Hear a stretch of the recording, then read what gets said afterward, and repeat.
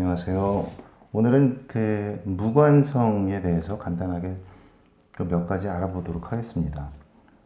관성이라는 것은 이제 우리가 그 교과서적으로 이야기할 때 법이나 어떤 법률 또는 규율, 규칙을 이야기하죠. 여자한테는 남편을 이야기하고 또 남자에게는 자식, 또 남녀공이 직장을 나타내는 게 사주 안의 관성이죠. 근데 이제 무관사주들, 사주에 관성이 없으신 분들이 그래서 그걸 가장 중요하게 생각을 하는 게 여자분들은 그런 이야기를 해요. 내가 어디 가서 뭘 좀 봤는데 사주에 남편이 없다더라. 그럼 제가 결혼을 못 합니까? 또 뭐 내가 직장 구하기가 힘듭니까?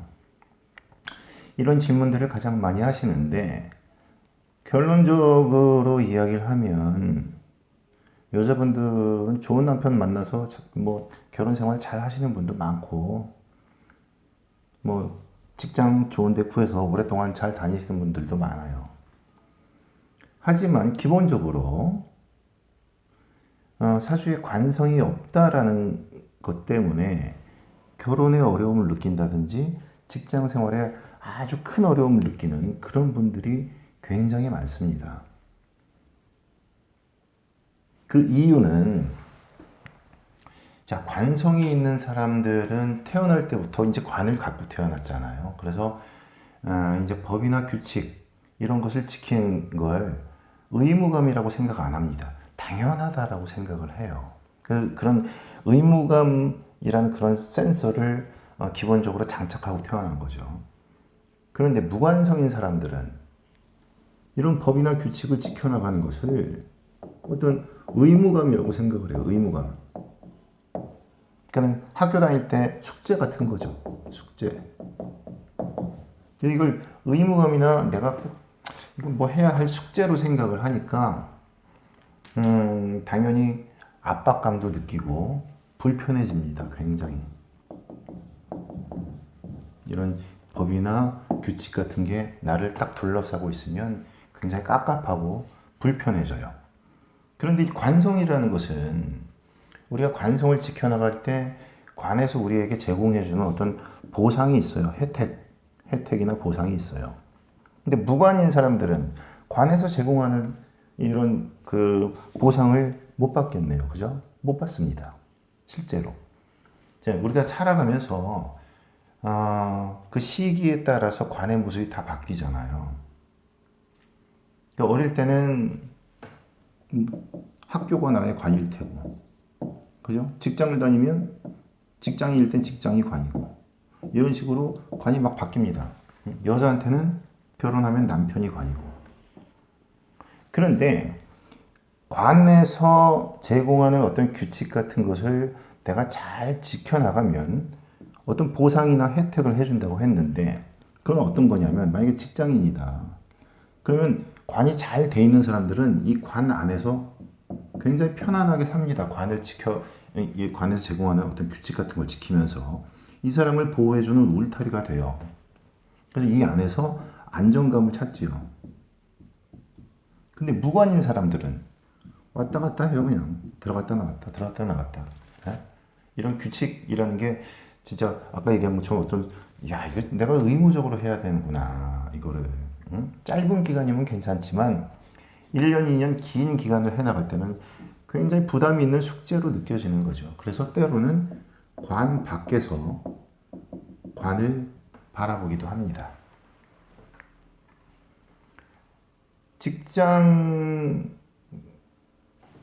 이게 직장이라고 얘기하면 관이 잘 돼 있는 사람은 여기를 잘 다니겠죠.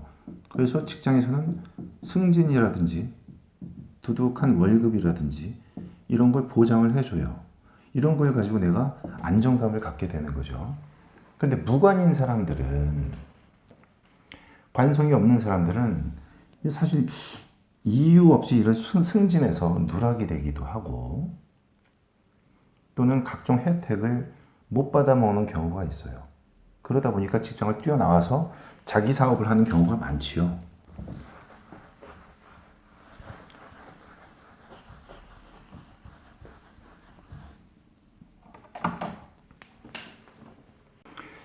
그러다 보니까 이 무관성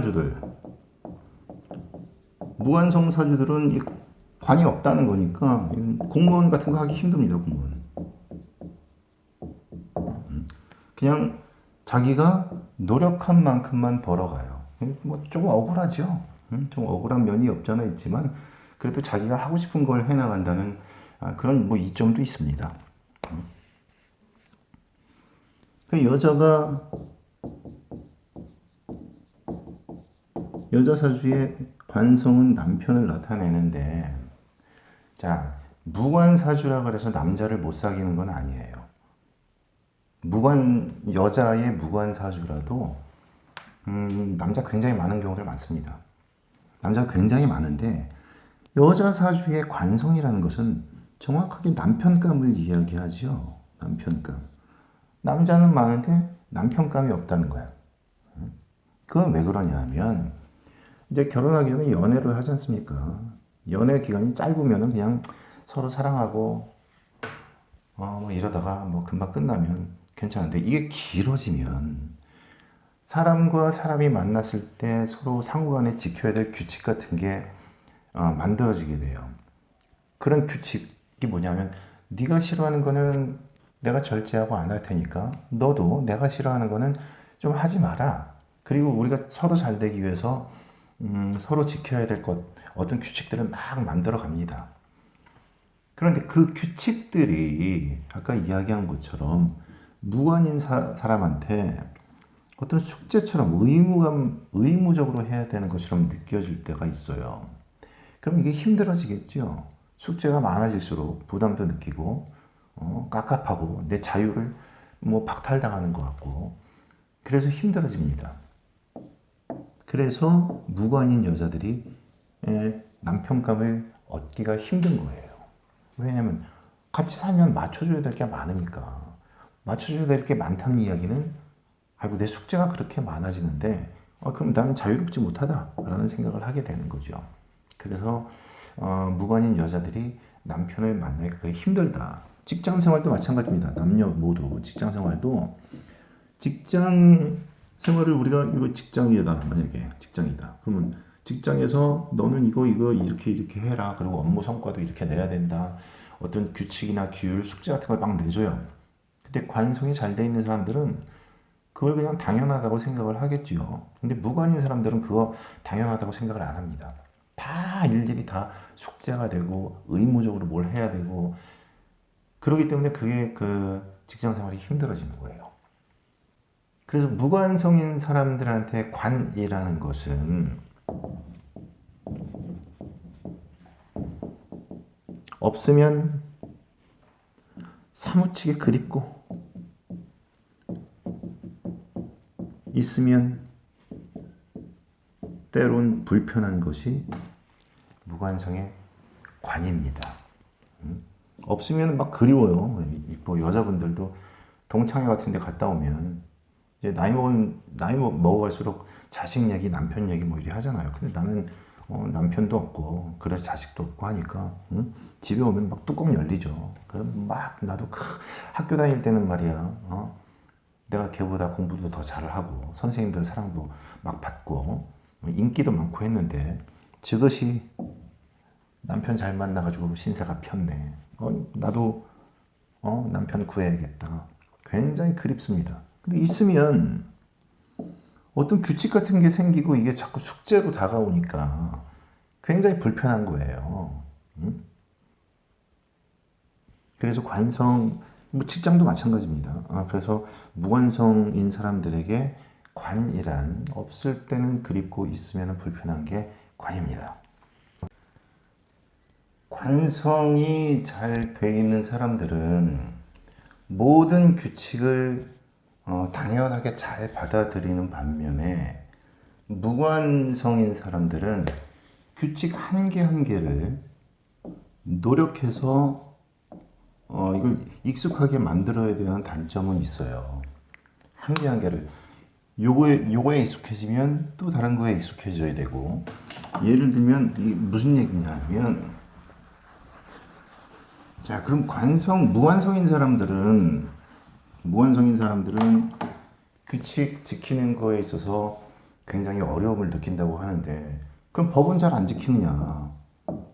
법 잘 지키잖아요. 그죠? 이 준법 정신이 강합니다. 무관인 사람들이 준법 정신이 강한 사람들이 많아요. 왜 그러냐면 어렸을 때부터 부모한테 배우고 학교 가서 배우고 선생님한테 배우고 또 어른들한테 또 배워서 몸에 완전히 익혀진 거죠. 이거는. 그래서 무의식 중에 법을 지켜나갑니다. 근데 그건 그거고 결혼 문제, 직장 문제 이런 데 생기는 어떤 규칙 같은 것은 또다시 이렇게 체득을 해야 된다는 이야기예요. 그러니까 어렵죠, 그죠? 뭘 하나 해나가기가 굉장히 어려운 억울한 사주들입니다, 사실. 그러면 무관 사주들은 다 이렇게 어려움을 느끼고 뭘 지켜나가는 게 힘들면 다 나쁜데 그럼 좋은 건 없느냐? 좋은 건 많습니다. 무관 사주들은 이제 이 관에 대해서 어떤 불편함을 딱 느끼면 관을 본인이 만들어요. 관을 본인이 만드는 게 어떤 뭐 회사를 차린다든지 회사를 딱 차려서 이 회사의 규칙을 어떤 통념적인 그 일반적인 그런 규칙을 그 제공을 안 하고 뭐 상여금 제도도 뭐 다르게 한다든지 자기한테 맞게끔 이렇게 운영을 해 나갑니다. 그래서 회사를 만들어서 본인한테 지위와 명예를 자기 자신이 부여를 해요.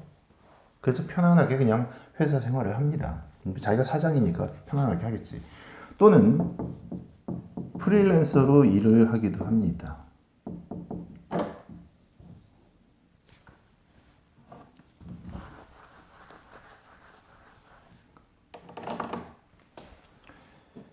그래서 이제 무관사주들은 이 밖에서 관을 바라볼 수 있는 그런 그 특별한 시야를 가졌잖아요. 그러다 보니까 어떤 뭐 평론가 이런 것도 많이 하고 또는 뭐 작가 생활을 하는 분들도 계시고 특히나 무관사주들은 이 틀이라는 게 기본적으로는 존재하지 않기 때문에 관성이 뚜렷한 사람들은 이 틀 안에서 계단을 밟아서 이렇게 올라갑니다.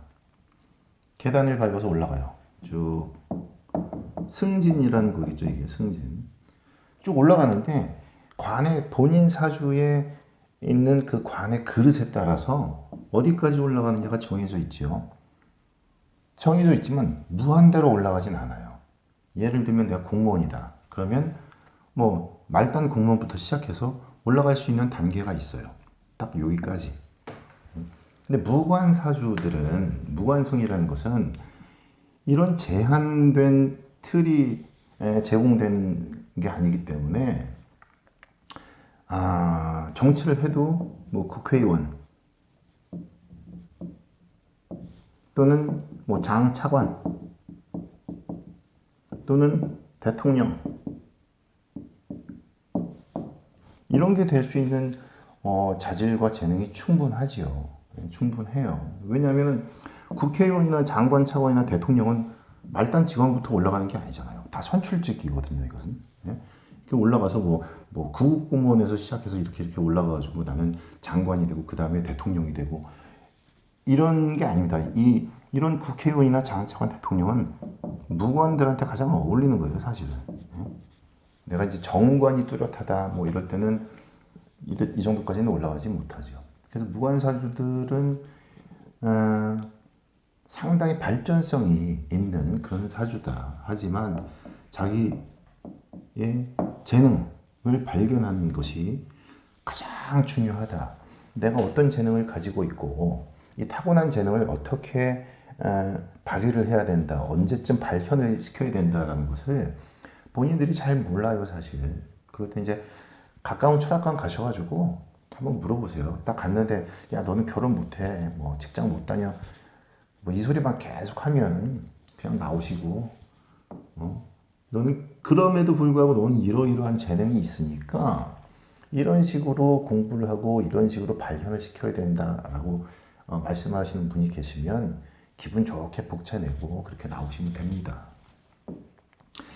자, 무관사주는 자신의 재능을 발견하고 발현시키는 게 가장 중요하다. 그리고 어떤 새로운 규칙이 생겼을 때 엄청나게 노력을 해야 된다. 노력하는 만큼 얻어집니다. 노력하는 만큼. 노력도 안 하고 그냥 내 자유를 뺏기는 것 같아. 라고 생각하면 내가 불편한 만큼 상대방도 불편해요. 특히 여자분들 이제 결혼을 했을 때, 무관사주가 결혼을 했을 때는 내가 불편한 만큼 상대방도 불편한 걸 아셔야 되고, 내가 자유를 요만큼 뺏겼다, 이만큼을 간섭받는다라고 생각하면 상대방도 그만큼 자유를, 본인 개인의 자유를 내놓습니다. 그래서 내 자유를 지켜가는 게 중요한 게 아니고 서로의, 우리의 자유와 권리를 자꾸 찾아가는 거죠. 그게 중요한 거니까 본인의 노력이 굉장히 필요합니다. 상대방의 관점에서 상대방 중심으로 생각하려고 하는 노력, 맞춰주려고 하는 노력, 이거 엄청나게 중요하기 때문에 관이 올바르게 서 있는 그런 사주보다 몇십 배, 몇백 배 이상 노력을 하셔야 돼요. 그럼 정말 나중에 우리가 아까 얘기한 것처럼 이게 굉장히 무의식 중에 우리가 법을 지키잖아요. 그렇게 됩니다. 어떠한 규칙이건. 이게 굉장히 중요해요. 자, 그럼에도 불구하고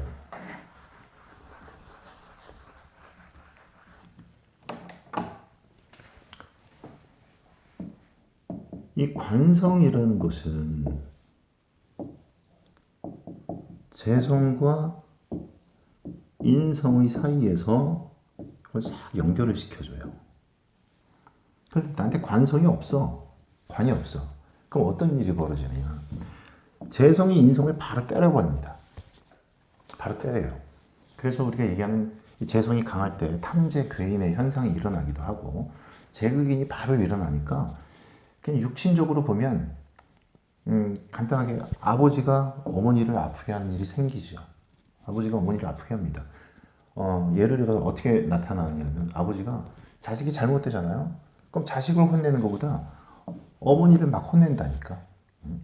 너 때문에 말이야 애가 잘못되고 나는 밖에서 니들 배불리고 등 따시게 해주려고 돈 벌어오는데 너 때문에 애가 잘못됐다고. 어머니를 울리는 일이 생겨요. 그때 나는 어떻게 하느냐? 잘못하면 방관자가 될 수도 있어요. 예? 내가 어떻게 할 수가 없다니까. 예? 그래서 이런 부분도 본인의 노력이 엄청나게 필요하다. 정말 엄청나게 필요합니다. 본인의 노력이. 예전에 그 어릴 때 본 갈매기의 꿈이라는 책이 있어요. 갈매기의 꿈인가? 그 책에 보면 높이 나는 새가 멀리 본다라는 말이 있잖아요. 높이 나는 새가 멀리 본다. 저는 이 얘기가 무관성 사주들한테 굉장히 어울리는 이야기인 것 같아요. 관이 뚜렷한 사람들은 이 세상 속의 새거든 이 안에서 편안함을 느끼고 안정감을 느끼고 또 관에서 제공하는 여러 가지 혜택으로 안정적인 생활을 유지하기 때문에 이 밖을 못 보잖아요. 하지만 무관성인 사람들은 더 멀리 갈 수 있는 능력도 있고 더 높이 올라갈 수 있는 능력이 있어요. 그래서 그런 능력을 찾아내는 게 일단 중요하고, 그걸 발현시키기 위한 노력을 무수하게 해야 되는 게 또 엄청나게 중요합니다. 특히 이런 육신적인 이제 무관성 사주들은 이제 사주를 볼 때 이런 육신적인 특징들이 있잖아요. 이런 육신적인 특징들이 있기 때문에 관성이 없음으로 해서 생겨나는 일들, 이런 것을 유심히 관찰하는 게 또 중요하기도 합니다. 일부러 뭐 찾아보진 않습니다만 TV를 보다 보면, 채널을 막 이렇게 돌리다 보면 나는 자연인이다라는 프로를 해요. 그런데 그 놀라운 건 뭐냐 하면 그분들이 산속에서 뭐 5년, 6년, 7년 사신 분도 계시고 많게는 20년 이상 산에서 산 분들이 많은데, 놀라운 거는 이분들이 다 가족이 있다는 거예요. 부모, 형제가 다 있고 또 처자식이 있고. 그런데 인간적인 관계 또는 사회적인 어떤 규칙, 이런 것에 얽매이기 싫어서 입산해서 자기들만의 규칙을 만들어 가지고 자기만의 규칙을 만들어서 거기서 편안하게 살아간단 말입니다. 근데 관성이 있는 사람들이 산에 들어가서 살아라 하면 못해요. 못 살아요. 왜냐하면 이 사람들은 어떤 규칙이 주어져야 편안하게 살아가는 사람들이죠. 근데 일면 나는 자연인이다 보면서 이런 생각을 해요. 이 사람들이 굉장히 매몰차다. 또는 굉장히 이기적이다. 저뿐만이 아니라 많은 사람들이 그렇게 생각할 수 있을 거예요. 왜냐하면 가족이라는 걸 이게 두고 사회에 두고 혼자 산에 들어가서 그렇게 산다는 게 이기적이라고 보일 수도 있지요. 하지만 그게 그런 그 사람들의 삶인 걸 그건 뭐 어쩌겠어요. 그죠? 어쩔 수 없다. 그게 무관성 사주들의 어떤 특징을 극명하게 보여주는 예인 것 같습니다. 어쨌든 무관성 사주들은 간단하게 요약해서 말씀드리면 관이라는 것이 나한테 딱 찾아왔을 때 없을 때 그렇게 그립던 것이 옆에 딱 찾아오니까 굉장히 불편하게 느껴지는 여자한테는 남편 그리고 모든 사람들한테 직장이라는 그 관성이 굉장히 불편하게 느껴지는 거거든요. 그럴 때는 무의식 중에라도 이게 어떤 숙제나 의무감으로 다가오지 않고 편안하게 느껴질 때까지 엄청나게 노력을 하시면 됩니다.